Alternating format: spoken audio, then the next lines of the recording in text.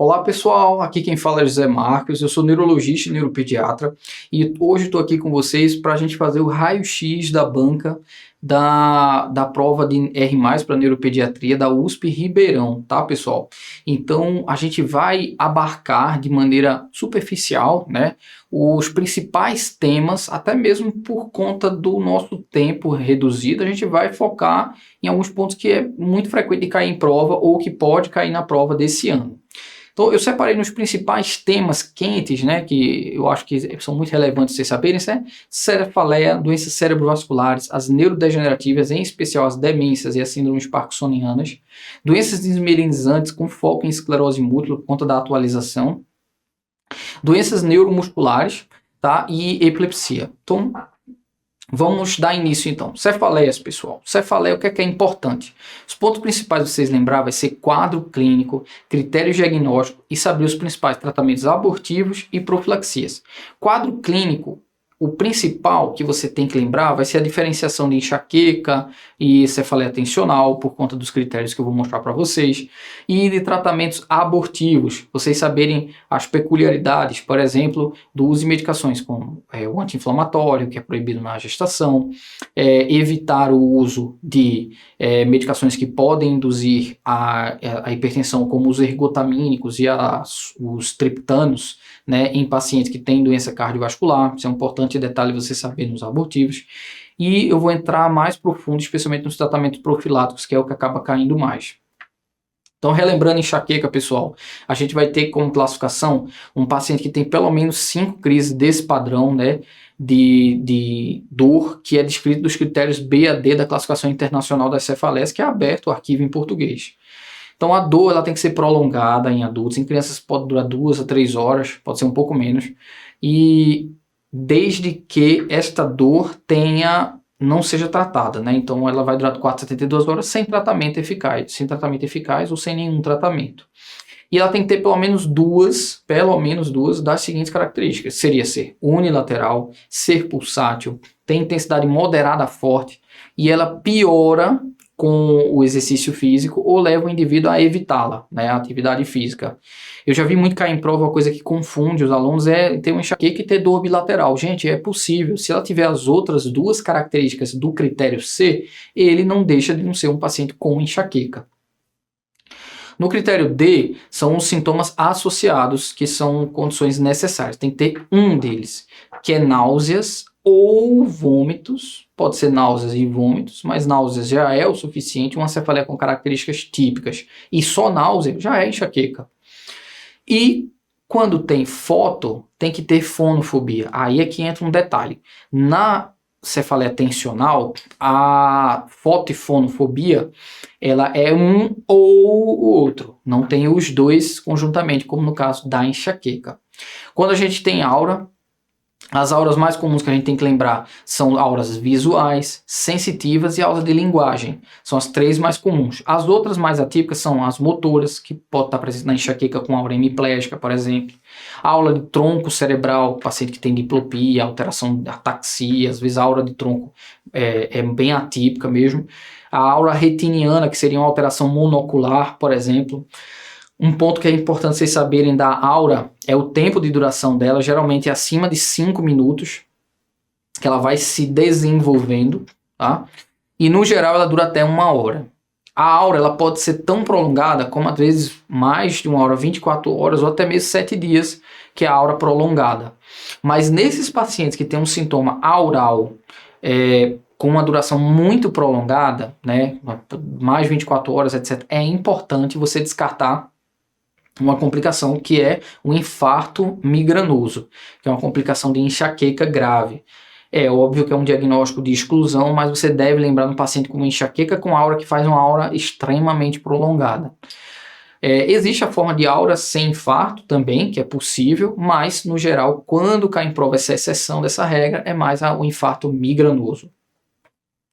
Pontos fundamentais vocês saberem para a prova são as profilaxias as medicações profiláticas de enxaqueca. Os grupos, né? Os 4 principais grupos que acabam, os 3 principais em particular, grupos, são os beta-bloqueadores, antidepressivos e os anticonvulsivantes. Mas a gente tem outras opções, como os inibidores seletivos de recaptação de serotonina. As peculiaridades de cada um deles e a escolha vai depender do perfil do paciente. Por exemplo, os beta-bloqueadores, que são medicações geralmente de primeira linha que a gente usa, pela disponibilidade e pela facilidade posológica. Eles são mais indicados para pacientes com migrânia episódica e, por exemplo, com morbidade de hipertensão, é uma boa, mas a gente tem que lembrar das contraindicações, que seria asma, DPOC, distúrbios bradiarritmias, né, distúrbios de condução, mas especialmente as bradiarritmias. Pacientes deprimidos também não podem utilizá-lo.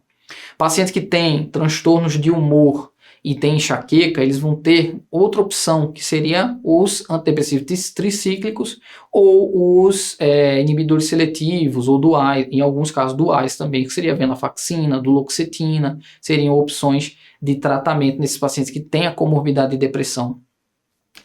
O perfil também de pacientes que se beneficia do grupo dos antidepressivos tricíclicos seriam os pacientes que têm distúrbio do sono, dor neuropática, então é bem responsivo a essas medicações por conta das comorbidades.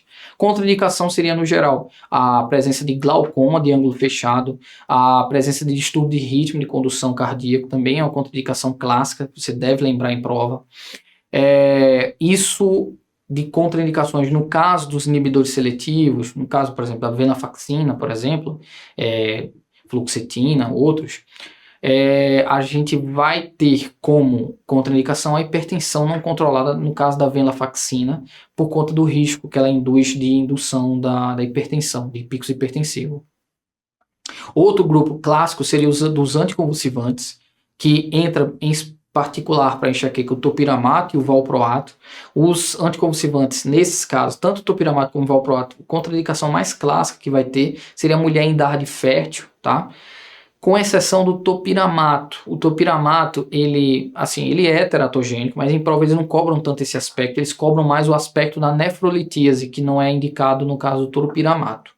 Mas o topiramato ele é muito utilizado como profilaxia, especialmente quando a questão traz a comorbidade de obesidade. É muito frequente.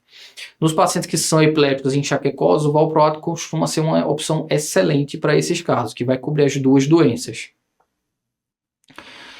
Outras opções que são menos comuns sair em provas, né? A gente tem os bloqueadores de canal de cálcio, a flunarizina, por exemplo, é indicada para o quadro de enxaqueca vestibular, né? Que é quando você tem enxaqueca e muitos sintomas de vertigem, simula muito o VPPB. Os anti-CGRP, né? O zeronumab, por exemplo, galcanezumab, são medicações que são indicadas em particular nos pacientes com migrânia crônica. Ele, por não ter sido estudados profundamente na gestação, não vai cair em prova dizendo assim que é uma indicação clássica na gestante. Eles podem também ser ruins para paciente que já tem constipação, tá? Outra opção mais recente que não tem no Brasil são o grupo dos gepantes, né? O gepante, eles são para utilizados especialmente em casos bem refratários. A principal contraindicação que seria mais insuficiência hepática. Lembrando, tem outra droga que pode cair em prova, o lamistidam, certo? Que não é do grupo da profilaxia, ele é do grupo das medicações para dor mesmo, para crise aguda, mas também não tem no Brasil disponível. A toxina botulínica também é utilizado como profilaxia, especialmente em pacientes com migrânia crônica, é contraindicado de maneira relativa de pacientes com gravidez e doenças neuromusculares. Pontos importantes também no grupo das cefaleias, pessoal, é vocês lembrarem das principais cefaleias trigêmino-autonômicas. O principal, que é o protótipo delas, é a cefaleia em salvas. A cefaleia em salvos é uma cefaleia que está predominando no sexo masculino em pacientes jovens. É uma dor unilateral, orbital, supraorbital, né, no geral, que tem a característica de geralmente enfacada, muito intensa, debilitante, e as crises são um pouco mais prolongadas, de 15 a 180 minutos, e o paciente tem em média 1 a 8 crises por dia. Os sintomas autonômicos eles são ipsilaterais, a queixa, então a gente tem lacrimejamento, congestão nasal, pitose como sintoma predominante, tá? E o tratamento também é um ponto para vocês lembrarem, prova pessoal, o tratamento suspeitou de salvas, você tem que tratar com oxigênio, e em alguns casos o oxigênio com sumatriptano subcutâneo tem uma efetividade maior para sair desse período crítico. A profilaxia ela é indicada com um bloqueador do canal de cálcio, o verapamil, tá? Ou nos pacientes que têm contraindicação seria o lítio, o topiramato seria a possibilidade para esses pacientes. Outra cefaleia trigemina autonômica clássica de prova, pessoal, é a hemicrania paroxística. Você vai diferenciá-la na questão, especialmente porque ela vai ser uma paciente geralmente do sexo feminino. E a duração da dor é bem menor, só que a frequência é altíssima. Tá? Então, geralmente é um paciente com 15, 20, por critério acima de 5, mas 15, 20 crises que duram 2, 3, 4, 5 minutos de duração com sintomas autonômicos ipsilaterais. Nesse caso, é indicado a indometacina e inclusive é quase um critério diagnóstico. Se você não responde à indometacina, você questiona a possibilidade de ser realmente uma hemicrania ou não. Outras que são raras de cefaleia trigemina autonômica, mas podem cair, eu já vi cair em outras bancas, seria a SUNCT e a SUNA, né? A SUNCT, ela tem de diferença em especial para a SUNA, né, que ambas têm sintomas trigemina autonômicos. A SUNCT você tem uma injeção conjuntival com muito lacrimejamento, dores unilaterais. Ambas têm a característica de ser crises de segundos, pessoal. São crises bem mais curtas ainda que a hemicrania. No caso do tratamento desses casos seria a lamotrigina, a primeira escolha. Outros anticonvulsivantes podem ser usados como o topiramato e gabapentina. Aqui também, pessoal, é importante vocês saberem os critérios de cefaleia secundária. Vocês lembrarem esse acrônimo do SNOOP-10, né, que foi publicado num artigo na Neurology Clinical Practice há alguns anos. Que ele coloca, por exemplo, sinais de alarmes, né? Por exemplo, sinais de alarme mais clássicos, como sinais focais, o tipo de início, e os sinais de alarme orange flag, né? Que seria a bandeira laranja. Que um particular sinal laranja seria a presença de sintomas sistêmicos associados à cefaleia. Por exemplo, você não vai funcionar todo paciente que vem com cefaleia febril, né? Então, obviamente, febre e cefaleia isoladamente, né? A gente não vai estar funcionando todo o paciente. Mas o paciente que tem sinais focais, paciente que tem início súbito, a definição de thunderclap, né? A cefaleia entrovoada, é a cefaleia que atinge o ápice em menos de 1 minuto. Início súbito. A idade acima de 50 anos, né? Uma cefaleia nova acima dos 50 anos. Mudança de padrão na cefaleia prévia. Cefaleia desencadeada por manobras vasalva responsivas, como por exemplo tosse, cefaleia desencadeada pelo decúbito. E as outras mais clássicas, que seriam cefaleia progressiva, sinais de hipertensão intracraniana, gravidez, TCE precipitando a dor, imunossupressão, são também sinais de alarme para vocês não esquecerem para as provas. Então vamos ver como é que cai. Aqui a gente tem um paciente de 33 anos, sexo masculino, pela grafia, né? Um paciente de 33 anos de idade que relata que há 3 anos, durante o inverno, uma coisa sazonal aparentemente, apresenta cefaleias diárias e muito intensa com duração aproximada de 8 semanas. Após esse período, a dor cede espontaneamente. O paciente caracteriza a dor como excruciante em região temporal e periorbital unilateral à direita, 45 minutos de duração, e que associa lacrimejamento, semiptose, olho vermelho e ipsilateral. Ele comparece ao pronto atendimento referindo a nova crise que iniciou há 10 minutos. Assinale a alternativa que contém a principal hipótese diagnóstica e a conduta apropriada. Então, pessoal, homem, jovem, com quadro sazonal, que isso é uma característica típica também da cefaleia em salvas, de crises de cefaleia, com essa duração de 45 minutos, uma duração bem prolongada, né? Ele não falou quantas crises durante o dia, mas todas as outras características fazem nos pensar em cefaleia em salvas. Então, por que a gente não pensaria em hemicrania paroxística? Epidemiologicamente é mais em mulheres, mas a duração da hemicrania é bem menor que a cefaleia em salvas. Então, nesse caso, a gente vai pensar em cefaleia em salvas, né? O SUNCT, por exemplo, é uma duração ainda menor, né? Então, de até 240 segundos, no geral, bem rápida a duração. E aqui está 45 minutos. Então, de fato, a principal hipótese é salvas, e sendo salvas, a principal conduta imediata seria o uso do oxigênio. Mulher de 35 anos com histórico de migrânia sem aura desde os 15 anos evolui com um aumento progressivo na frequência e intensidade das crises à medida que usava dipirona para alívio das dores. Há 1 ano com doses diárias e uso diário de dipirona até 4 meses. Mesmo após a interrupção da dipirona, mantém crises migranosas típicas com duração de 5 dias na semana. Marque é o diagnóstico mais apropriado para o quadro atual de acordo com a classificação. Então, gente, olha, essa é uma paciente que está em uso diário de analgésico, né?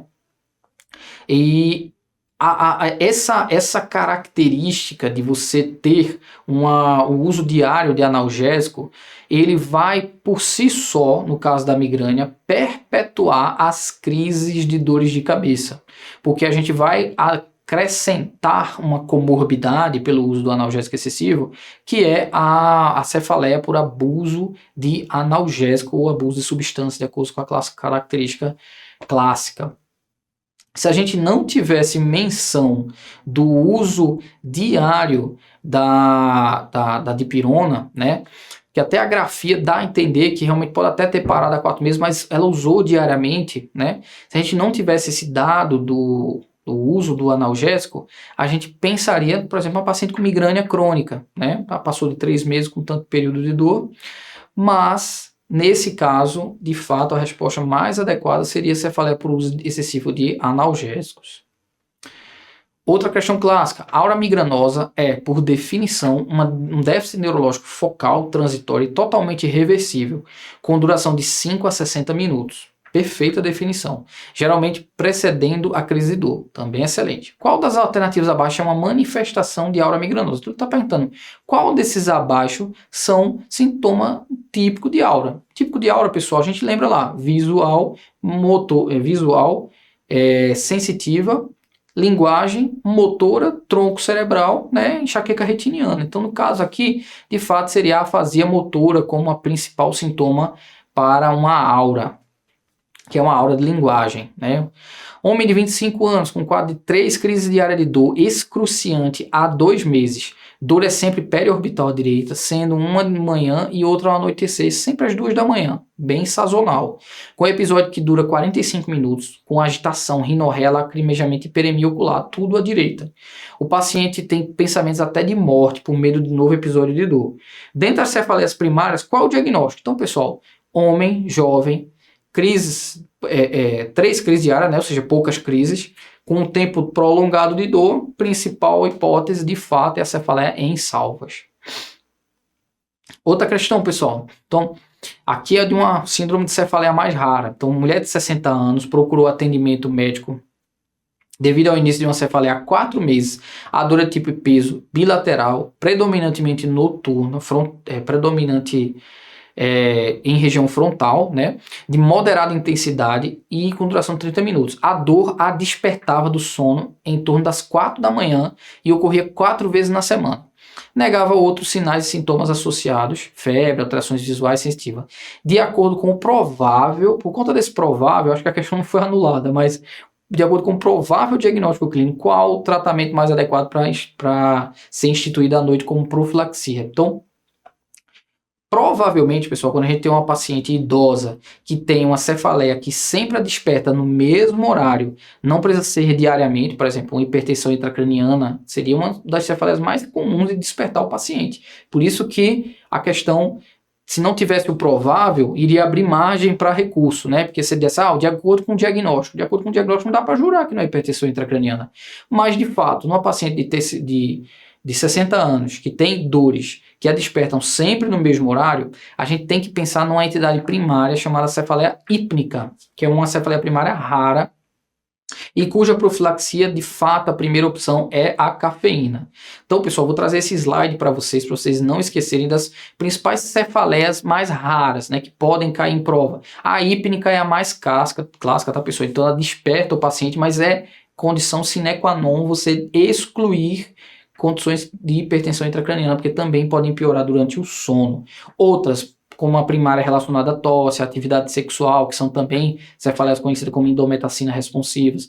A cefaleia primária empontada, também é uma forma que é muito frequente, até associada em pacientes que têm enxaqueca. Falando agora de doenças cerebrovasculares, USP Ribeirão, pessoal, é um centro de referência de doenças cerebrovasculares, então você tem que ir para a prova afiado. Doença cerebrovascular, neuromuscular, a neurologia já lá é muito boa. E doença cerebrovascular em especial. Então, obviamente, você vai chegar lá afiado. Principal ponto para não esquecer para a prova, pessoal, do AVC isquêmico. Você vai relembrar as etiologias, é importante o diagnóstico, o quadro clínico, mas o tratamento. Então, o tratamento, a janela clássica de trombólise para o AVC isquêmico é até 4 horas e meia, excluso, obviamente, as contraindicações clássicas, mas lembrem-se da possibilidade de janela estendida. Na maior parte dos centros, o ponto de corte é até 9 horas, baseado no estudo Extend. Então, se você tem um paciente que passou de 4 horas e meia e a gente tem acesso à neuroimagem avançada, que seria a ressonância, protocolo flare de fusão ou atomo de crânio perfusão, e aquela imagem avançada ela tem o perfil radiológico favorável, ou seja, praticamente não tem área de infarto, que seria uma área de alteração no flare, e existe uma grande área de penumbra, que é a alteração na difusão. Quando a gente tem esse perfil, pessoal, a gente tem uma janela, um perfil radiológico favorável, a gente pode considerar a janela estendida se tiver até 9 horas. Em alguns estudos se usou já a janela desconhecida, né? E alguns casos com janelas até maiores, no caso para tenecteplase, né? Que é um trombolítico que está entrando no cenário de trombólise de AVC, apesar do mais clássico ser a alteplase. Mas a janela estendida de trombólise mais comum é até 9 horas nas questões. A trombectomia, a gente não deve esquecer da regra clássica dos 6, né? Então, NIH maior que 6, tem que ser menos de 6 horas, e o aspects, né? Aquela escala que pontua os principais, vamos dizer, a dimensão do infarto no território da cerebral média, ela tem que ser acima de 6. Isso é a janela clássica. Além de ter a janela clássica e essas regras dos 6 clássicos, você precisa de um vaso calibroso ocluído, como, por exemplo, cerebral média, porção M1 e M2, a carótida interna, porção intracraniana, e, em alguns casos, a basilar também entra como possibilidade. A janela estendida, ela vai de 16 a 24 horas. A 24 horas é usada pela maior parte dos tempos pelo estudo Down, em alguns pacientes selecionados, em que a gente tem uma imagem, um perfil radiológico favorável, que é aquele que eu falei para vocês do mismatch. O tratamento na trombectomia mecânica, quando a gente cumpre esses critérios, então até 24 horas pode ser realizado sim, pessoal. Nos pacientes que não são candidatos a terapias de intervenção, os antiagregantes, anticoagulantes vão ser utilizados. Os antiagregantes, eles vão ser utilizados o AS, né, o IUAS clopidogrel, se for um AVCI minor, ou um AIT de moderado risco, que seria o ABC de 2 acima de 4. Os anticoagulantes, na fase aguda do AVC, você vai usar praticamente só em AIT, de forma aguda, tá? Nos pacientes que têm AVCI, de fato, por exemplo, uma fibrilação atrial, o início da anticoagulação você não é imediato, você tem que esperar um período de segurança que vai variar dependendo da gravidade e do tamanho da área do infarto para poder iniciar o anticoagulante sem induzir transformação hemorrágica. Outro ponto importante para a prova, pessoal, AVC hemorrágico e doenças cerebrovasculares, né? AVC hemorrágico, principal causa disparado, né? A hipertensão arterial, né? As hemorragias hipertensivas, malformações vasculares podem acontecer, mas em prova, hipertensão arterial e angiopatia amiloide vão ser os mais comuns. Terceiro lugar vai ser a hemorragias secundárias aos anticoagulantes, por exemplo.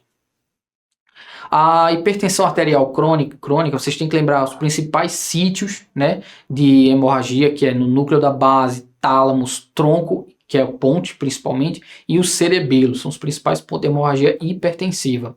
Já a angiopatia amiloide, a hemorragia clássica dela são hemorragias lobares em pacientes muito idosos ou que têm comorbidades como Alzheimer, que vão predispor a depósito amiloide nos vasos. O exame de imagem mais comum indicado é a tomografia simples do crânio, mas a angiotomo e a tomografia com contraste podem ser utilizados em pacientes que você suspeita, por exemplo, de causas secundárias, como, por exemplo, trombose venosa cerebral hemorrágica, que é outro tema que pode cair em prova, que a TVC seria a única causa de hemorragia cerebral em que o tratamento é a anticoagulação.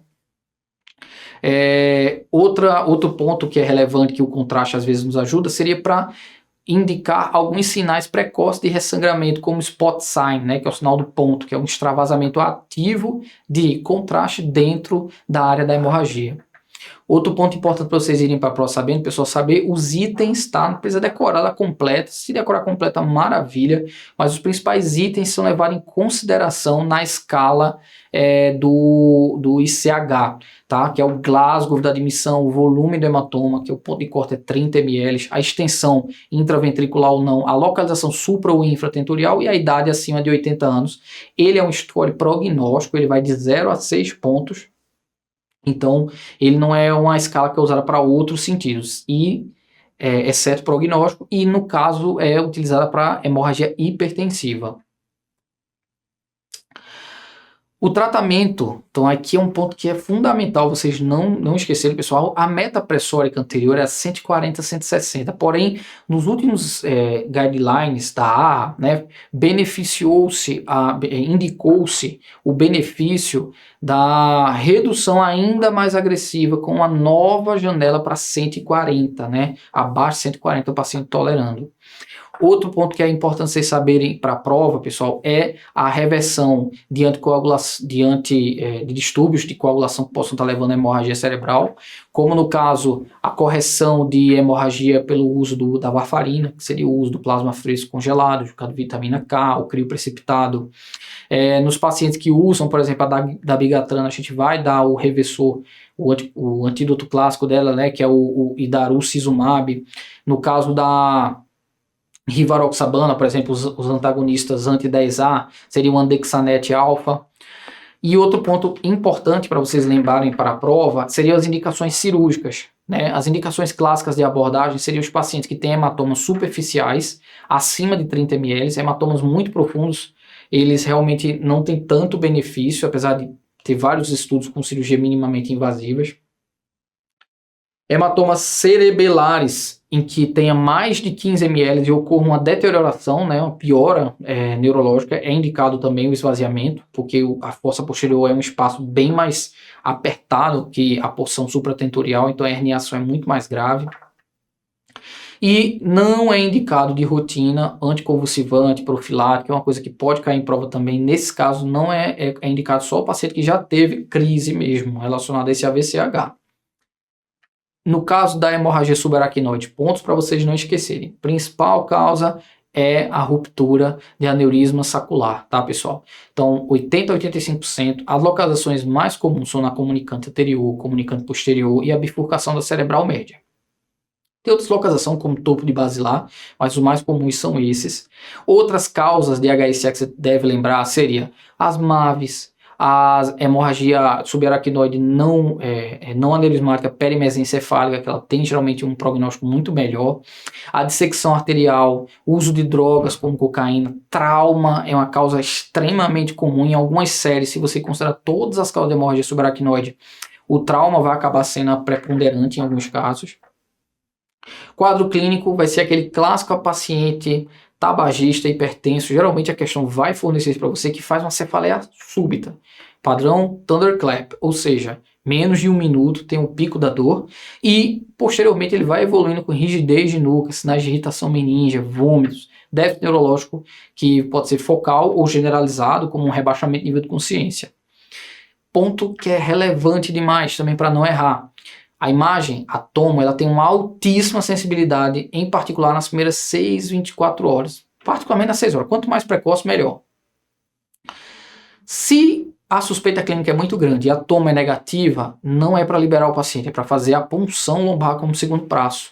Que aí seria indicado, aí você vai encontrar a xantocromia, a presença de hemácias no espaço subaracnoide, porque ela começa a surgir geralmente após 12 horas a mudança da coloração, mas as hemácias já estão lá desde o começo. Em pacientes com altíssima probabilidade pré-teste, por exemplo, hipertenso, tabagismo com cefaleia súbita, ainda que a punção lombar seja negativa, alguns centros vão realizar angiotomo na rotina. Em alguns locais, toda cefaleia súbita, o ideal seria fazer angiotomo com angiotomo. Por quê? Às vezes pode ser uma cefaleia sentinela, que é quando ocorre uma expansão súbita do aneurisma sem a ruptura. Então é indicada a realização da angiotomo, nesse caso, que às vezes pode não ter tido a a ruptura. Mas isso é a exceção da exceção, talvez não caia em prova, mas é importante vocês saberem. Outro ponto que é importante saber para a prova de HSA, pessoal, são as escalas principais dela. A gente tem uma que eu não estou citando aí, que é da World Federation também, que leva em consideração mais o quadro clínico, mas a HuntHES, ela leva mais em consideração, a clínica, a escala clínica, que avalia gravidade e prognóstico. Ela vai desde o paciente leve, com leve rigidez de nuca, até o paciente em coma profundo, né, piorando o prognóstico à medida que aumenta a pontuação. Já a escala de Fisher, ela é uma escala radiológica e que ela tem correlação com o desenvolvimento ou não de vasoespasmo. Quanto maior a escala Fisher modificada, tá? A escala de Fisher anterior, o grau 3 era que tinha maior associação com vasoespasmo. Fez-se a modificação, observando que, na verdade, o sangue espesso, hemorragia espessa no espaço subaracnoide com sangue intraventricular, né, com hemorragia intraventricular, é que de fato confere o maior risco de vasoespasmo e isquemia cerebral tardia. Então, são pontos importantes você saber essas duas escalas e quais são os parâmetros que são usados por elas. No HSA, é importante saber que nas primeiras, até a clipagem do aneurisma, é importante evitar picos hipertensivos, né? A PA vai ter como meta abaixo de 140, 160, a depender da fonte, mas no geral você tem que ter menos picos hipertensivos pelo risco maior de ruptura nas primeiras 24 horas.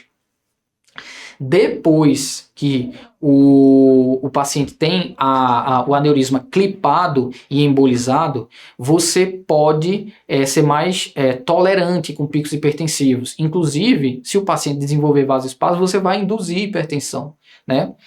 O risco máximo do vasoespasmo, ele vai acontecer especialmente após, entre o 4º e o 14º dia. No geral, o pico é no 7º dia, após hemorragia. A profilaxia da isquemia cerebral tardia, vasoespasmo sintomático, né? Ela é feita com nimodipino. O nimodipino, ele não consegue reduzir a incidência de vasoespasmo radiológico. Ou seja, se você fizesse uma angiografia em todos os pacientes, você reduziria com o nimodipino? Geralmente não. Mas você reduz a isquemia cerebral tardia até por outros mecanismos que o nimodipino age no neurônio. No paciente que já tem o vasoespasmo, ou seja, o paciente, a questão vai dar assim, um paciente que teve um HSA aneurismático corrigido, no 5º dia começa uma hemiparesia, ou seja, o paciente que tem um sintoma neurológico novo e a tomografia não tem nada. Nesses pacientes, o tratamento agora a otimização volêmica, é a euvolemia, manter a euvolemia, evitar hipovolemia, evitar hipervolemia, que era até um dos tratamentos antigos, né, o 3H, hipervolemia e hipertensão. Hemodiluição, e induzir hipertensão, né? Então você pode dar drogas vasopressoras como noradrenalina, norepinefrina, né? Até mesmo alguns casos milrinone. E nos casos muito refratários, a angioplastia. Então vamos ver como é que as doenças cerebrovasculares caem na banca de Ribeirão. Então, homem de 82 anos, hipertenso, dislipidêmico, 70 quilos, com fibrilação atrial conhecida, sem uso de anticoagulante. Está internado há 15 dias devido a um quadro de um AVC isquêmico e foi necessário manter o uso de sonda devido à disfagia grave. O eletrocardiograma, ele confirmou a fibrilação atrial e os exames laboratoriais mostravam função renal com a creatina de 1,4. Os demais exames de investigação etiológica foram normais, incluindo o ecocardiograma. Qual a profilaxia indicada? Então, pessoal, ele dizendo que o ecocardiograma está normal, né, ou seja, uma fibrilação atrial não valvar, a gente poderia usar a apixabana nesse caso desse paciente. E aí essa questão foi ainda mais no detalhe, de lembrar qual seria a indicação de dose reduzida, que a dose cheia da apixabana é 5 mg 12 em 12. Mas a gente sabe que alguns pacientes que cumprem alguns pré-requisitos, eles têm indicação de reduzir a dose da apixabana. Nesse caso específico, pessoal, para os pacientes com fibrilação atrial não valvar e que tenha, nesses casos aqui, um AVC com a creatina abaixo de 1,5, a gente pode deixar a dose cheia da apixabana. Então a dose padrão, né, é 5 mg 12 em 12 horas, e a gente vai reduzir se o paciente tiver 2 ou mais dos seguintes critérios. Veja que o paciente só tem um dos critérios, ele tem mais de 80 anos, mas ele não tem menos de 60 quilos e a creatina dele não está acima de 1,5, então de fato a dose é cheia da apixabana. Homem de 78 anos, diabético, hipertenso e obeso, 100 quilos, com quadro súbito de hemiplegia direita e afasia, há 4 horas. Realizada a tomografia e excluiu-se hemorragia. Qual a conduta, quanto à conduta, assinale a alternativa correta. Então vamos lá. A trombólise endovenosa está indicada, mas não pode exceder a dose de 90 mg de alteplase. Perfeito, pessoal. A dose de alteplase é 0,9 mg por quilo até 100 kg. Passou de 100 kg é 90 mg para todos. Tá?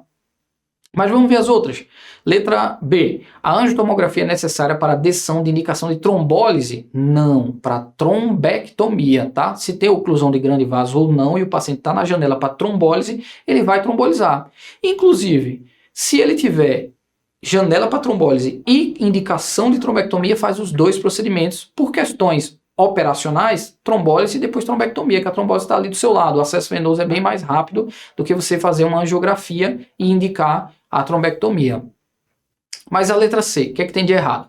A trombólise está indicada devido ao NIH alto? Gente, não está mais essa exclusão que se fazia dos NIH acima de 20 ou 25, os AVCs graves, estava contraindicada a trombólise, isso é coisa muito antiga. Hoje não tem mais esse teto superior, tá? Você deve levar em consideração se o paciente não tem uma grande área de infarto, por exemplo, já delimitada. A trombólise endovenosa não deve ser realizada além de 3 horas do início do sintoma. Aí é que é a indicação mais antiga ainda, que era a janela clássica inicial, lá de 98, se não me falha a memória, foi de 3 horas. Mas depois foi se incluindo os pacientes, né? 4 horas e meia. E até 3 horas nos pacientes diabéticos, nos pacientes com muito idosos, né? E em outra classe que falhou um pouco a minha memória agora, mas eram as 3 principais indicações de até 3 horas. Mas hoje não, é 4 horas e meia para todo mundo, independente da idade e do NIH. O NIH baixo, ele pode ser contraindicação da trombólise pelo seguinte ponto: o déficit é mínimo, não está atrapalhando o paciente, por exemplo, é uma hemihipoestesia simples, né, uma hipoestesia só em perna, uma coisa que não está atrapalhando, pode ser feita. Agora, nos pacientes que têm AVC minor, ou seja, aquele AVC que tem um NIH menor que 5 na maioria das referências, e esse déficit é considerado incapacitante, por exemplo, o paciente tem uma afasia global, não está se comunicando, o NIH dele é só 3, ou às vezes 4, se for pontuar os primeiros itens, ele vai ter indicação de trombólise, tá? Porque é um déficit, apesar de mínimo, incapacitante, né? Mulher de 70 anos, tabagista, hipertensa, apresentou um quadro súbito de disartria em parede esquerda. A tomografia revelou uma imagem, uma hemorragia núcleo capsular direita com volume de 40 ml, sem inundação ventricular. Na admissão, a escala de Glasgow era 13 e a pressão arterial era 200 por 130. Qual fator apresentado no caso está associado à maior probabilidade de óbito nos próximos 30 dias, ou seja, prognóstico? Ele está perguntando aqui basicamente, pessoal, a classificação ICH. Qual dos pontos da ICH ela pontuou? Então, você tem que lembrar da escala ICH do Glasgow, volume do hematoma acima de 30 ml, idade acima de 80 anos. Você tem que lembrar da localização, né? E o volume do hematoma, e se tem inundação intraventricular ou não. Nessa paciente, o volume foi o item que pontuou, porque ele está 40 ml. Só para relembrar aqui para vocês, como eu já tinha citado, o Glasgow até 13 ele não pontua. Entre 5 e 12 é 1 ponto. Abaixo de 5, realmente ele vai pontuar 2 pontos no Glasgow, tá? Os demais vão pontuar sempre 1 ponto. A escala Glasgow que tem 3 pontuações distintas. O acidente vascular cerebral é uma das principais causas de óbitos no mundo. Contudo, o manejo adequado dos fatores de risco diminui drasticamente a chance de ter um AVC. Assinale o principal fator de risco modificável para o AVCI. Então, pessoal, todos aí são modificáveis, tá? Mas dentre esses, qual é o que tem maior peso? Tanto para AVCI como para AVCH, de fato, pessoal, a hipertensão é disparado o fator de risco principal. Então, só para pontuar para vocês, a hipertensão é responsável até por 50% dos casos, relacionados a AVC isquêmico, e 70% dos casos de AVC hemorrágico. Outros fatores que estão relacionados à dislipidemia, mais relacionado ao isquêmico. Diabetes mellitus aumenta também a chance de isquêmico e um pouco menos de hemorrágico. Tabagismo, idem. E tem outros fatores, como a apneia do sono, o uso de drogas ilícitas, etilismo, sedentarismo e obesidade também são fatores de risco, mas o principal modificável, gente, vocês têm que nunca esquecer, é hipertensão para todo mundo. Aqui uma coisa clássica para vocês não esquecerem de estudar para a prova de Ribeirão são as síndromes neurovasculares. Essa questão se repete, e não só na banca de Ribeirão, em outras bancas também é clássico de cair síndromes neurovasculares.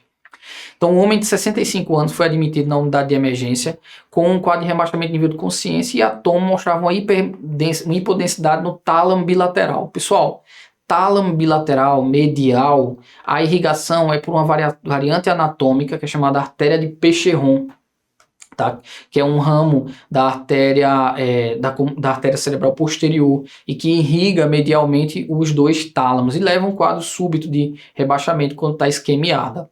Outra síndrome neurovascular clássica, um homem de 50 anos, hipertenso, com acidente vascular cerebral, ele descreveu para você a síndrome de Weber. Síndrome de Weber é uma síndrome clássica do mesencéfalo. Nela, a gente tem geralmente acometimento de oculomotor ipsilateral e hemiparesia contralateral. Então, núcleo do terceiro, né, e acometimento do trato córtico espinhal. Então, as síndromes, pessoal, neurovascular, eu vou deixar para vocês estudar esse slide. As principais você não deve esquecer, especialmente síndrome da artéria cerebral média, síndrome de Pécheron, da artéria de Pécheron, e as principais síndromes de tronco. José, eu tô desesperado aqui, a prova tá já. Essa síndrome de tronco tem muito, cara, eu não vou estudar. Faça o seguinte, não esqueça da principal delas, que é a síndrome de Wallenberg, é a que mais cai em prova. E a mais comum mesmo da prática. É um paciente que tem geralmente um infarto na região da paica, né, da artéria cerebelar posterior inferior ou da artéria vertebral, e ele vai ter vertigem, nistagmo, disfagia, disfonia, síndrome de Horner ipsilateral, perda sensitiva dissociada. Tem a face ipsilateral e a perda da sensibilidade do braço e do membro inferior contralateral. Doenças neurodegenerativas são um tema comum, né? Então a gente não deve esquecer de ver as demências na banca de Ribeirão, porque são algo a se sempre cobrar, né? As demências mais comuns é a doença de Alzheimer, a gente tem que lembrar da forma mais comum dela é o comprometimento amnéstico, depois a gente pode evoluir com perda de linguagem, apraxia, agnosia. O mais comum é a gente ter a atrofia hipocampal e depois nas fases mais tardias de cortical difusa. A gente tem geralmente um marcador licórico no Alzheimer, a gente teria uma queda da A-beta-42 e um aumento da tal total e tal fosforilada nesses pacientes. Tratamento a gente vai inibidores como a donepezila e a rivastigmina, a galantamina são opções. Outras formas de demência que é importante você saber, highlights de demência Corpus-Levy, geralmente ela é um paciente que tem flutuação cognitiva, alucinações e parkinsonismo. Então, esse paciente também tem um quadro cognitivo geralmente grave, é uma das formas até de Parkinson Plus. A gente tem um aspecto clássico que pode cair em prova também, que é o preservação, chamada no SPECT, ilha singular, tá? A demência frontotemporal é outra que geralmente na questão vai vir com alterações comportamentais bem marcadas, né, desinibição, hipersexualidade ou a variante de afasia progressiva primária. Outras síndromes importantes e que caem bastante na prova são as doenças relacionadas aos parkinsonismo, né? Doença de Parkinson idiopática, você tem que lembrar que o tremor, ele vem assimétrico, ele é de repouso e tem associação com bradicinesia, rigidez e instabilidade postural. Nas outras formas que fogem desses sintomas, a gente deve lembrar de Parkinsonismo Plus, paralisia supranuclear progressiva, o clássico que ele vai dizer é a paralisia do olhar vertical, né? Quedas muito precoces, atrofia de múltiplos sistemas, geralmente você tem muita desautonomia e ataxia associada à ataxia cerebelar, a degeneração córtico-basal, você tem muitos fenômenos distônicos, fenômeno de mão alienígena também. E esses Parkinson's Plus, geralmente eles têm uma má resposta à levodopa, que é outra dica. Então vamos lá. Então paciente Então, vamos conversar sobre essa questão aqui, né? Sabe-se que, com o envelhecimento da população, doenças crônico-degenerativas têm aumentado progressivamente sua incidência e prevalência. Cerca de 50 milhões de pessoas são acometidas por algum tipo de demência no mundo, sendo a doença de Alzheimer a principal causa de demência no mundo, podendo representar até 60% dos casos. Sobre a doença de Alzheimer, podemos afirmar exceto, né? Então, com exceção. As alterações anatomopatológicas características da doença são o acúmulo de placas extracelulares de proteína beta-amiloide nos tecidos cerebrais acometidos, bem como a formação de emaranhados neurofibrilares e de intracelulares e de proteína tau. Perfeito, pessoal. Isso é a patologia clássica do Alzheimer. A apresentação clínica da doença é a forma amnéstica, a clássica, né, com dificuldade predominante na memória episódica. Perfeito. Geralmente é uma demência com comprometimento primeiro amnésico, depois de linguagem. Dentre os fatores de risco genéticos, a presença do alelo epsilon, do alelo epsilon 2 do gene a poliproteína E, ele aumenta o risco para desenvolvimento. Não é esse alelo específico, pessoal. O fator de risco clássico. A hipertensão arterial sistêmica, diabetes, baixa escolaridade e o próprio envelhecimento são fatores de risco para essa patologia? Perfeito. São também fatores de risco que aumentam a gravidade e reduzem a idade com que se inicia o Alzheimer. Sobre a demência de Alzheimer, assinale o correto. Então, no momento do diagnóstico, independentemente da fase, o paciente deve ser afastado de todas as suas atividades e retirado do poder de decisão. Incorreto, pessoal. Nas fases iniciais, ele só tem comprometimento amnésico simples, então não precisa desse tipo de afastamento. O uso de anticolinesteráticos está indicado no momento do diagnóstico. Correto, pessoal, porque ele reduz um pouco a progressão da doença. A presença de alucinações não é comum, certo? E quando presente, afasta o diagnóstico. Aí errou. Porque é incomum, porque o mais comum é na doença de Levy, mas quando ele está presente, não afasta o diagnóstico, que pode acontecer também, especialmente em fases avançadas. Atrofia hipocampal é obrigatório para a doença? Incorreto. Outra forma de cair as doenças neurodegenerativas, né? Paciente de 55 anos procura o serviço de saúde por conta de um tremor só no membro superior direito há 2 anos. E a esposa notou que o tremor ocorre quando ele está distraído e relaxado, por exemplo, quando está assistindo TV, ou seja, um tremor parece de repouso. Não tem outras comorbidades, exceto hiposmia, né? E negou tabagismo ou etilismo. Não utiliza medicações contínuas. Ao exame físico, observou tremor do membro superior direito durante a marcha. E ao exame neurológico, apresentava tremor de repouso apenas no membro superior direito, ou seja, um tremor assimétrico de repouso no paciente que já tinha hiposmia. A gente já está pensando em doença de Parkinson idiopática. Quando realizada a extensão dos membros superiores, esse tremor é suprimido e alguns segundos depois ele retorna. É um tremor que retorna depois de ter sumido, é um tremor reemergente. Aí é que é sugestivo de Parkinson mesmo. O tremor, por exemplo, do fisiológico e o essencial, geralmente ele vai surgir já no movimento e não vai cessar de imediato, tá, pessoal? A ausência de tremores nos membros superiores na manobra índex-nariz e em membros inferiores. O tremor apresentado por este paciente é classificado como um tremor parkinsoniano. Estou dizendo que ele tem obrigatoriamente doença de Parkinson, ele não citou os outros componentes, né? A bradicinesia, aparentemente, ele não citou a instabilidade postural, mas o tremor, classicamente aí, é um tremor parkinsoniano. Paciente do sexo feminino, 70 anos, 11 anos de escolaridade, é trazido ao serviço de saúde por sua filha, que relata que há pelo menos 6 meses ela está com um quadro insistindo que o vizinho está tentando entrar em seu domicílio. A filha colocou câmeras na sua casa e a filha colocou câmeras na casa de seus pais para maior cuidado e percebeu que após análise viu que sua mãe tem sono agitado, mexendo-se muito enquanto dorme, chegando a gritar e chutar durante o sono. Ou seja, está inferindo aí um transtorno comportamental do sono REM. Transtorno comportamental do sono REM, pessoal, é tipo das alfa-sinucleinopatias, tá? Aquele grupo ao qual pertencem o Parkinson, a doença de Levy, a atrofia de múltiplos sistemas e a falência autonômica pura.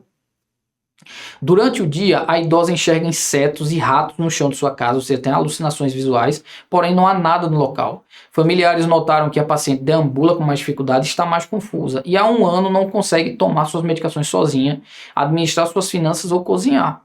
Ao exame neurológico, a consulta-se orientada em tempo e espaço, acerta uma das 5 subtrações no mini exame do estado mental, lembra de 2 a 3 palavras aprendidas, não consegue copiar o pentágono. Verifica se presente de parkinsonismo nos 4 membros, constituído por bradicinesia e rigidez em roda denteada.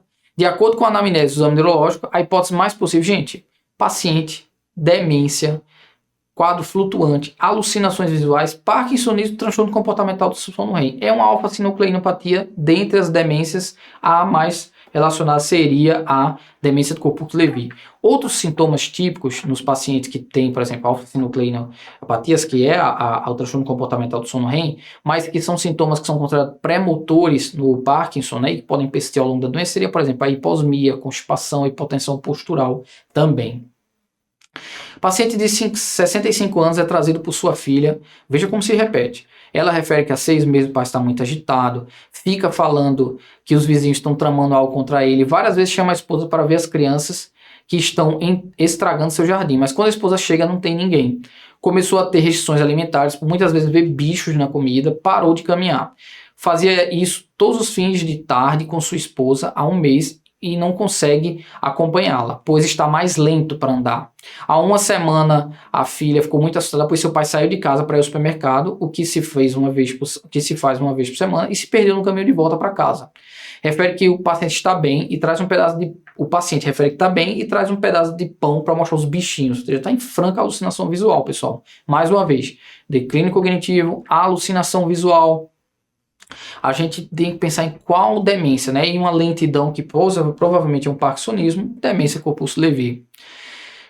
Sobre a doença de Parkinson, é correto afirmar que 50% de causas são de origem genética? Não, pessoal. Raramente o Parkinson ele é genético. Existem algumas formas com genes autossômicos dominantes, autossômicos recessivos e até ligados ao X, mas que são a exceção. A maior parte das vezes é idiopático.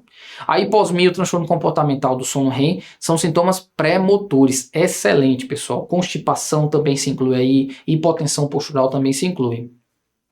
Ressonância magnética normal afasta o diagnóstico? Não, normal ou anormal, o sintoma, o diagnóstico desse parto, ele é clínico. E o tremor de repouso é obrigatório? Também não. Se o paciente tiver instabilidade postural e bradicinesia, já entra como diagnóstico da síndrome. Outro ponto importante, pessoal, doenças desmielinizantes, esclerose múltipla. Então, como é que caiu na prova? Mulher, 32 anos, que há 2 meses teve um quadro de uma dor ocular e baixa acuidade visual, ou seja, uma neurite óptica, com melhora espontânea em alguns dias. Quadro que resolveu sozinho. Há 1 mês apresentou fraqueza no membro superior esquerdo com duração de 5 dias. Outro quadro que aconteceu e melhorou sozinho. Seguido de recuperação gradual em alguns dias. Ao exame neurológico, no membro superior esquerdo observou força grau 4, está reduzida. Observou sinal de Hoffmann e um reflexo aumentado. Então, tem uma força reduzida do padrão neurônio motor superior. Nos demais membros, a força era 5 e os reflexos estavam grau 2. Ou seja, tem alteração no exame neurológico.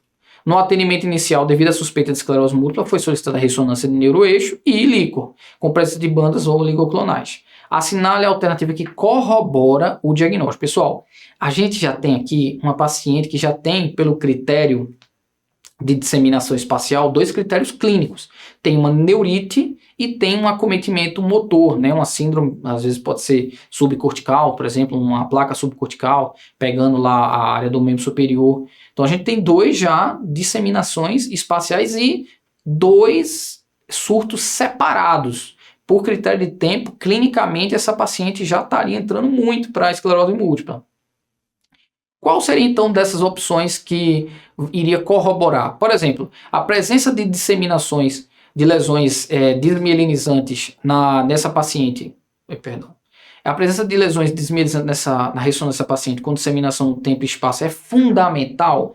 Não, porque a gente já tem um critério temporal e a gente tem 2 surtos clínicos separados, né? Então a gente não precisaria para corroborar esse diagnóstico. É necessária a documentação de uma lesão medular? Também não, porque a gente tem uma paciente que tem já surto em 2 topografias possíveis, né? Então a gente não precisa de uma lesão medular para corroborar esse diagnóstico. A presença de lesões desmielinizantes com disseminação espacial, lembre-se, a paciente teve 2 surtos clínicos, se ela tiver em 2 tempos separados, se ela tiver lesões na ressonância em 2 topografias, né? Hoje, lembrando que vai incluir também o nervo óptico nas topografias clássicas, ela de fato vai ter o diagnóstico corroborado de esclerose múltipla. A bandas oligoclonais seria suficiente? Não, só se a gente não tivesse um paciente com um surto único, né? Porque a bandas oligoclonais ela entra como critério de tempo. Então, gente, só para lembrar para vocês, esclerose múltipla, não esquecer os principais surtos, neurite óptica, síndromes medulares parciais, síndromes de tronco, tá? Geralmente, diferentemente da neuromielite óptica, além da positividade da aquaporina em alguns pacientes com neuromielite óptica, os surtos da neurite óptica, eles são mais graves e mais intensos, né? Então, a neurite óptica da neuromielite óptica, ela tem o paciente às vezes fica cego. A mielite transversa, o paciente fica com força grau 2, grau 1, tetraplégico. Na esclerose múltipla, geralmente os surtos são mais leves, tá?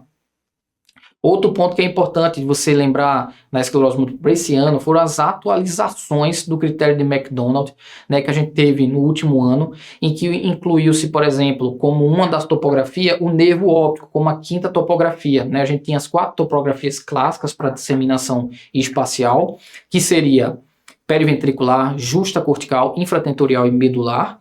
E agora a gente tem uma quinta topografia, que é o acometimento do nervo óptico, que pode ser provado pela ressonância de órbita ou pelo potencial evocado.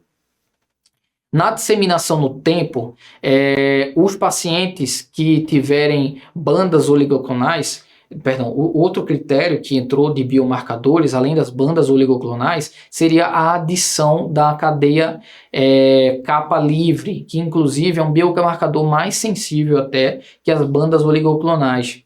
Outros sinais radiológicos que foram incluídos como sinais sugestivos de lesões desmielinizantes para esclerose múltipla seria o sinal da veia central, a presença de lesões com borda paramagnéticas também são atualizações frequentes de se encontrar. Para doenças neuromusculares, pessoal, ponto para não esquecer, paralisias flácidas agudas, né? A mielite transversa não é uma doença neuromuscular, ela entra nesse ramo por conta do tipo de sintoma, mas highlights para você, Guillain-Barré, como é que vai ser o paciente? É um paciente com uma fraqueza, geralmente ascendente, pós-infecciosa, que tem arreflexia, tá? Ele pode evoluir com insuficiência respiratória. O ponto que é importante saber também seria a característica da eletroneuromiografia, que pode vir com padrão desmielinizante e axonal, ou desmielinizante ou axonal, na verdade. O tratamento vai ser imunoglobulinoplasmas férese. Na mielite transversa, a questão vai trazer para você o paciente que tem nível sensitivo, vai ter hiperreflexia.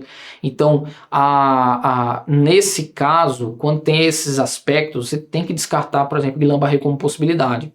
Miastenia, o que a questão vai trazer para você? Vai trazer paciente com quadro flutuante de sintomas oculares, sintomas bulbares, sintomas motores flutuantes como apresentação. As variantes de Guillain-Barré, lembre-se em particular de estudar a variante de Miller-Fisher, tá, gente? Que é a tríade clássica de arreflexia, oftalmoparesia, ataxia cerebelar. Então vamos para uma questão. Homem de 60 anos com fraqueza e dormência há 5 meses. O quadro iniciou com fraqueza e parestesia em mãos e pés com piora gradual. Talvez já tem 5 meses. Atualmente consegue deambular apenas com auxílio de andador, negador ou sinais compatíveis com desautonomia. Ao exame físico apresenta hipoestesia em bota até joelhos e em luva até cotovelo. Com relação à palestesia em membros inferiores, apresenta apalestesia em hálux e malelos e hipopalestesia em joelhos. Em membros superiores, apresenta apalestesias em dedos indicadores e hipopalestesia nos demais segmentos até o cotovelo. Em relação à força muscular, apresenta força grau 4 proximal e grau 3 distal, ou seja, um quadro sensitivo motor distal neste paciente. Né, progressivo e sem sintomas desautonômicos com a reflexia topografando em nível periférico.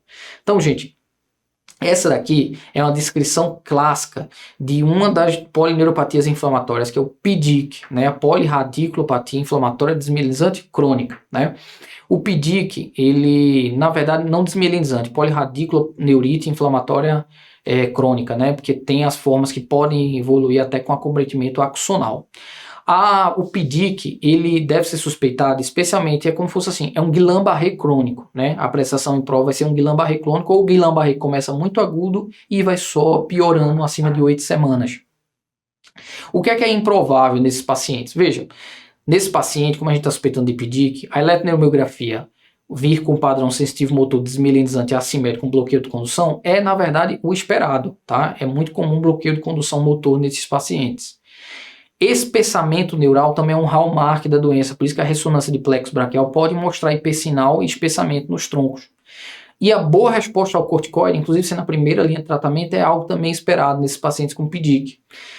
O que não é esperado é uma celularidade acima de 100. Quando passa já de 10, 50, a gente já suspeita de causas adquiridas como tumores e infecções. Então, de fato, a resposta seria a letra B, pessoal, que é uma questão de detalhe, o PDIC, né, que entra lá no grupo das neuropatias inflamatórias. Mas como Ribeirão Preto é referência neuromuscular, eles às vezes pegam as questões com detalhes de neuromuscular para colocar.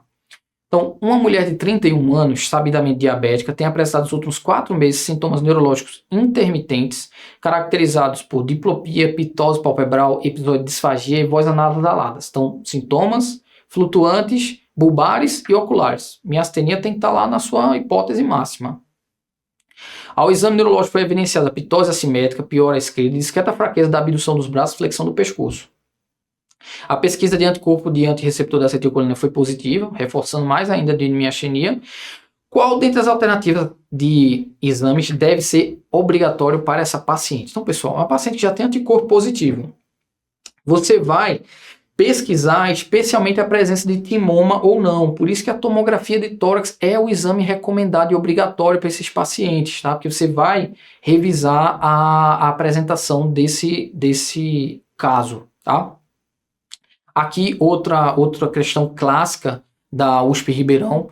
Eu vou pedir até desculpa a vocês que entrou já a resposta inicial, mas vamos discuti-la. Então, um homem de 41 anos, anteriormente saudável, foi admitido com um quadro de 3 dias de evolução de parestesias, tipo formigamento, pés, mão, fraqueza proximal e distal, tanto no membro superior como inferior, dor lombar, dificuldade respiratória, fraqueza facial e arreflexia. Esse quadro foi precedido por diarreia. Pessoal, não tem outro diagnóstico.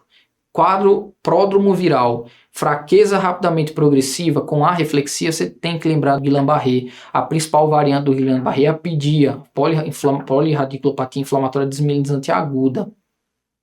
Existem as variantes AMAN, que é a motora axonal, AMSAM, motora sensitiva axonal, e as outras variantes que eu mostrei na tabelinha para vocês, mas a mais comum das variantes Guillain-Barré é essa e é a PIDIA mesmo. Que uma criança de sexo feminino, 11 anos, encaminhada para avaliação de pés tortos. Aos 6 anos de idade, ela foi operada por pé torto bilateral. Contudo, há 1 ano, refere regressão do quadro. Ao exame neurológico, apresenta pés cavos, dedos em martelo, ou seja, marcadores para polineuropatia motora. Observado ainda hipoestesia tátil em pés e fraqueza distal. Tem acometimento sensitivo também. Então, é a polineuropatia motora sensitiva. E o reflexo, o que é que a gente espera na polineuropatia? É estar abolido, que é o que está descrito. Não consegue andar sobre os calcanhares, ou seja, tem uma fraqueza provável de tibial anterior, e a mãe da criança está assintomática, mas você notou que ela tem pés cavos. A criança foi submetida à eletromiografia, que mostrou a neuropatia sensitiva motora desmielinizante, uniforme, com velocidade na faixa de 20 metros por segundo, associada à perda axonal secundária. Qual o diagnóstico? Então, gente, neuropatia motora, sensitiva motora desmielinizante e que tem caráter hereditário. Qual delas que é? É a Charcot-Marie-Tooth. Essa é a apresentação mais comum da forma de Charcot-Marie-Tooth 1A, que é a forma mais comum dela. É o protótipo das neuropatias hereditárias, em que ela tem esse caráter autossômico dominante, sensitivo motor, tá? E existem outras formas de Charcot-Marie-Tooth, mas ela é a mais frequente. Dedos em martelo, pé cavos, eles são alterações motoras descritas, assim como a perna em caráter de garrafa de champanhe invertida. Outra apresentação do neuromuscular comum, mulher de 56 anos de idade, com história de engasgos, alterações do trimo de Bros há 6 meses. Ao exame neurológico, apresentava fraqueza de língua, atrofia nos enterócios, fasciculações em língua, braços e pernas. Observa-se hiperreflexia patelar e presença do sinal de Babinski bilateralmente. A paciente nega antecedentes neurológicos e já possui a ressonância de coluna total sem alterações. Frente ao quadro, foram solicitadas ressonância do encéfalo e a eletromiografia, assinala a alternativa que contém um diagnóstico que melhor explica a concomitância desses sinais e sintomas. Pessoal, a gente tem aqui uma paciente que tem sinais e sintomas de neurônio motor superior, né, que seria o sinal de Babinski, a hiperreflexia, e neurônio motor inferior, que seria fraqueza de língua, atrofia da musculatura interóssea, né? E a gente tem um acometimento espinhal, né? A mãozinha dela tá fraca e atrofiada, e bulbar, né? Alteração do timbre de voz, né? Engasgos. Então, que doença é essa? Numa paciente de meia idade, a principal hipótese, de fato, é a esclerose lateral amiotrófica. A esclerose lateral amiotrófica, pessoal, o protótipo é esse quadro clínico. Paciente de meia idade com sinais de neurônio motor superior e inferior e acometimento de musculatura bulbar, né? Disartria, disfagia, disfonia e espinhal, fraqueza de membros. Outra tema quente, né, para USP Ribeirão, epilepsias, pessoal. Então, é importante, não vou pormenorizar toda, mas que vocês sabem, principais síndromes eletroclínicas, especialmente a focal, a epilepsia rolândica, né, que é a mais comum dessas síndromes de cair em prova, é o pico, especialmente entre os 7 aos 10 anos de idade, é um paciente que tem crises geralmente focais, relacionada à hemifase, ele envolve, às vezes, o nível de consciência, o paciente tem crise até desperceptiva, mas a maioria das vezes percebe, né? Então ele tem espasmos, espasmo não, né? Crises clônicas hemifaciais, cialorreia, e o eletroencefalograma vai demonstrar as descargas ponta-ondas nas regiões centrotemporais. Antigamente era chamada epilepsia rolândica, mas hoje se chama epilepsia focal benigna da infância com pontas centrotemporais. Outras formas focais, que é a de Panaia topolos, que é um quadro mais desautonômico, que de fato vai de fato chamar mais atenção à desautonomia, como vômitos, palidez, midríase. E outra forma seria a epilepsia de Gastaut, que é a epilepsia com crises mais visuais. Outras síndromes eletroclínicas podem cair em prova, mas eu peço para vocês prestarem especial atenção para a epilepsia de ausência da infância, que a gente tem um pico típico entre 4 a 10 anos de idade. As crises de ausência típicas, elas são a rápida duração e o paciente não tem pós-ictal, tá? E o eletroclássico é o ponta-onda generalizado 3 Hz, né? Então, e o tratamento nesses casos é a etosuxinida. Outra síndrome clássica é a epilepsia mioclônica juvenil. Geralmente a gente tem pacientes que têm queixas de mioclonias matinais, então eles têm espasmos abruptos próximo ao período de despertar, e eles vão ter crise tônico-clônica, geralmente desencadeadas por período de privação de sono, consumo excessivo de álcool. Abordagem de estado de mal epilético também é um ponto importante para vocês levarem para a prova, tá, pessoal? Em que a gente tem a definição hoje mais de estado de mal epilético é a crise que dura mais de 5 minutos. A antiga definição era aquela definição de 30 minutos, mas hoje não se vai se esperar 30 minutos para tratar como estado de mal, né? Então, a gente vai seguir aquele passo a passo, fazer a glicemia capilar como primeiro exame desse paciente inicial e fundamental, e depois a gente vai tratar com benzodiazepínico. Logo em seguida, se o paciente recorreu, a gente pode até repetir a dose de benzodiazepínico, mas o ideal, em alguns casos, é já partir para o anticonvulsivante como segunda linha, que seria a fenitoína, valproato, fenibarbital, levetiracetam, opções venosas, que são opções que têm disponibilidade venosas, a depender do local. E se o paciente recorre, mesmo tendo atingido uma dose adequada desse segundo anticonvulsivante, a gente vai, ou tem alguma indicação por insuficiência respiratória, a gente vai partir para sedação com intubação e indução do coma. Ponto que eu acho relevante também saber para a prova é crise febril, tá, gente? A definição a crise febril, especialmente a diferenciação entre a simples e a complexa, é mais comum de crianças de 6 meses a 5 anos, tá? O pico é dos 18 aos 24 meses, e ela tem a característica de ser simples, na maioria do caso, de 70% a 80%, mas a gente tem os critérios de complexa, que seria a duração de mais de 15 minutos, crises múltiplas em 24 horas, ou crises focais que tem uma recuperação rápida recuperação prolongada do nível de consciência. Então vamos lá discutir algumas questões, que é um tema comum, epilepsia na USP Ribeirão, né? Que é o tema medicação, que a gente vai falar já já. Então, uma mulher de 30 anos com o diagnóstico de epilepsia focal com crises focais desperceptivas em uso de lamotrigina, 300 mg por dia, sem controle da crise e com efeitos adversos da medicação. Apesar do descontrole da crise, a paciente manifesta que planeja engravidar. Dentre os fármacos anticrise abaixo, qual seria a melhor opção para essa paciente? Veja, gente, a própria lamotrigina é uma medicação segura durante a gravidez. Porém, ela não está controlando e a paciente vai ter que trocá-la. Então, qual seria a opção? Ácido valproico e fenobarbital, eles são teratogênicos, pessoal. Ácido valproico mais ainda, então aí é contraindicado. Para o caso dela com epilepsia focal, a fenitoína é uma boa escolha? Não é uma boa escolha.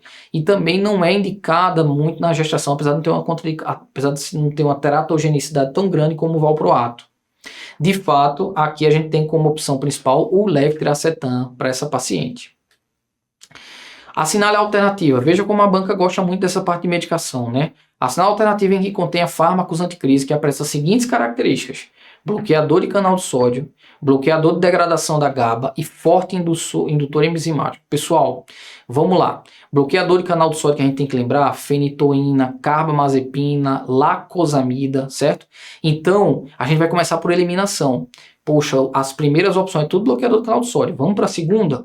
Então, a lacosamida, ele colocou lá na letra D como um bloqueador da degradação do GABA, mas na verdade é um bloqueador do canal de sódio, então a gente já vai excluir a letra D. O bloqueador que age no GABA é a gabatrina, tá certo? Um deles, né, um dos receptores GABA é a vigabatrina, vai agir nele. Outros que agem também em GABA são os benzodiazepínicos, tá, gente? No caso, a gente tem esse bloqueador da degradação GABA, a gente tem que lembrar que a vigabatrina age dessa forma no receptor GABA, o mecanismo dos benzodiazepínicos é outro, apesar de também influenciar no GABA. E medicação que é indutora enzimática, que é um forte indutor, né, ele não está perguntando o mecanismo de ação, ele está perguntando se ela é indutor ou inibidor enzimático. Inibidor enzimático, você tem que lembrar, o clássico deles, de fato, vai ser o ácido valproico.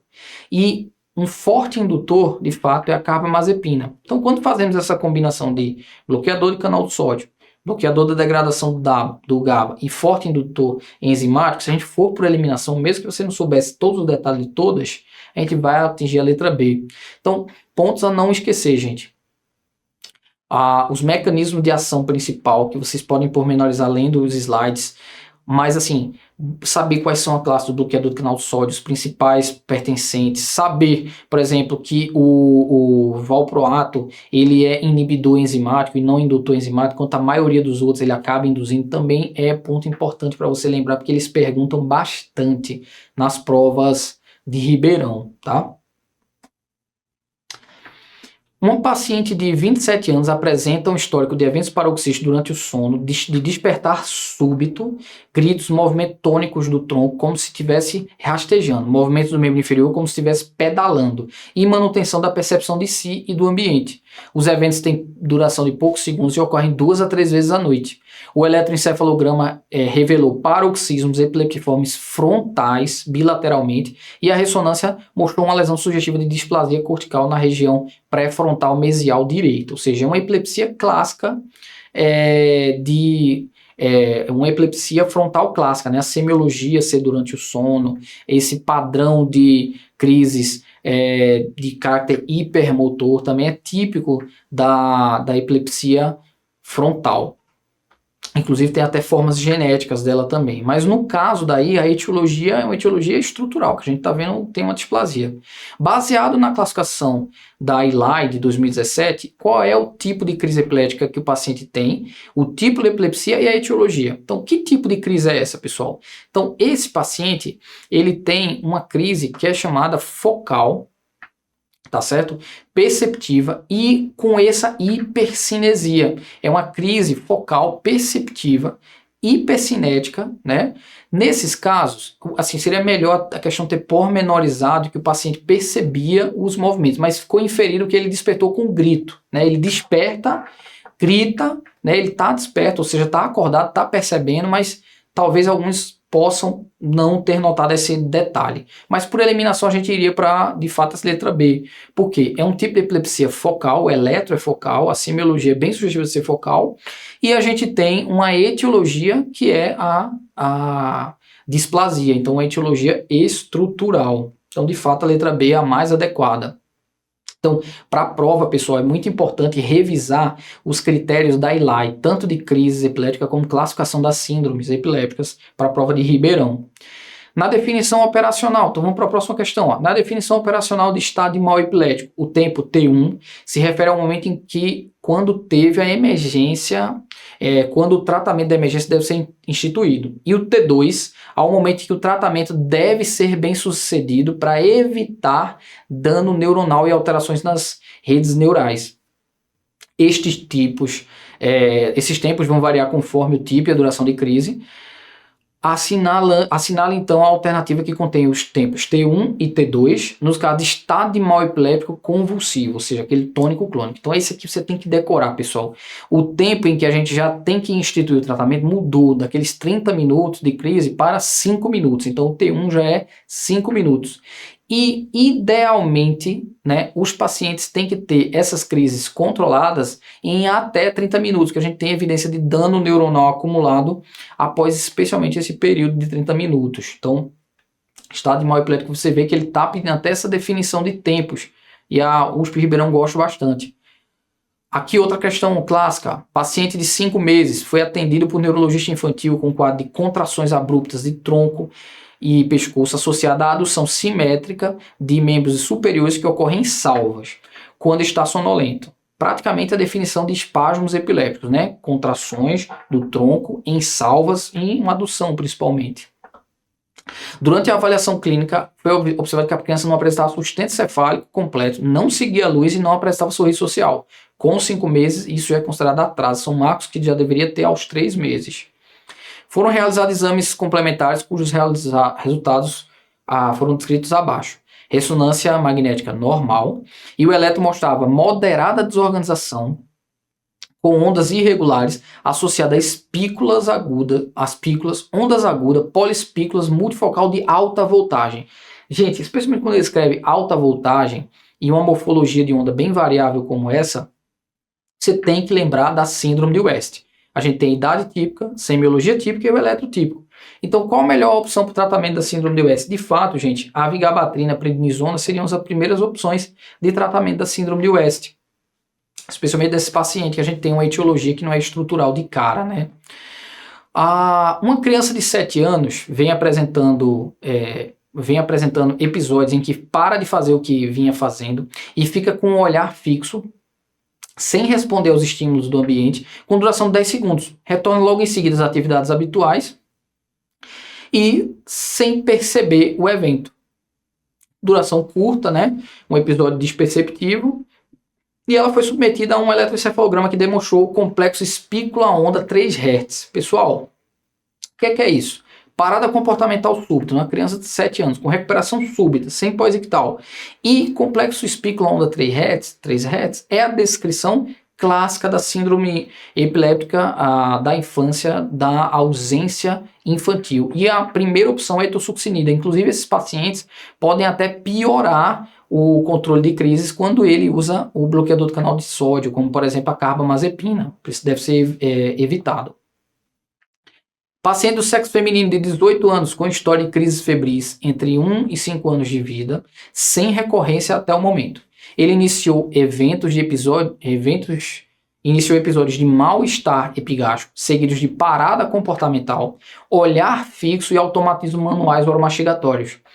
Gente, quando a gente tem uma aura epigástrica em especial associada à parada comportamental, é muito sugestivo de localização temporal para epilepsia. Então, dando continuidade.